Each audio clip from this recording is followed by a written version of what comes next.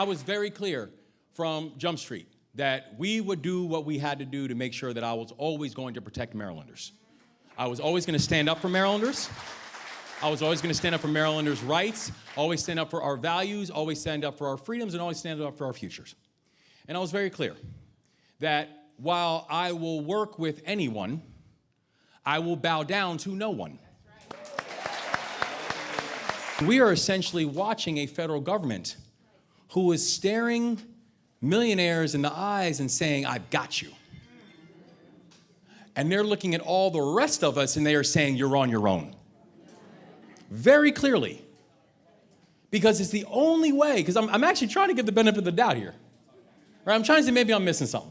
So let me read through it again. Maybe I'm missing something. So let me try to understand a little better. But I'm realizing I'm actually missing nothing. Because the cruelty is the point. The cruelty of staring in the face of hundreds of thousands of Marylanders and saying, by the way, you no longer have health care. The cruelty of looking in the face of people who receive SNAP. And by the way, 1 in 3 households in the state of Maryland, 1 in 3 has an older adult who receives SNAP. And looking at all those households and saying, actually, you're not getting any benefits anymore. That there's this audacity that's taking place when you're willing to essentially put a knife to the heart of rural healthcare.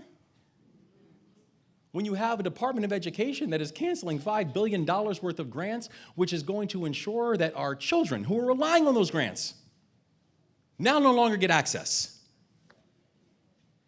And they're doing it so the millionaires can get a tax cut. Because they've had it really hard. And I believe that we should, at a time when everything is more expensive, by the way, because of trade wars and other things that the administration wants to start. But when everything becomes more expensive, I believe that we should be giving people tax relief. That people do need a little bit of a break. But I believe that break needs to go to the middle class and not to millionaires. It's the middle class. It's working families. They're the ones who deserve the tax cut. And that's what we're proud to deliver in the state of Maryland. That in the state of Maryland, we've been able to turn a deficit into a surplus and give the middle class a tax cut. But how does the federal administration respond? Cutting health care? Cutting food assistance? At a time like now? This is the most heartless piece of legislation that I have seen in my lifetime. Very clear. I am so proud of this state.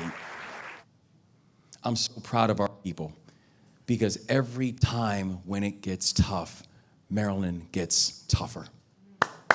Every time.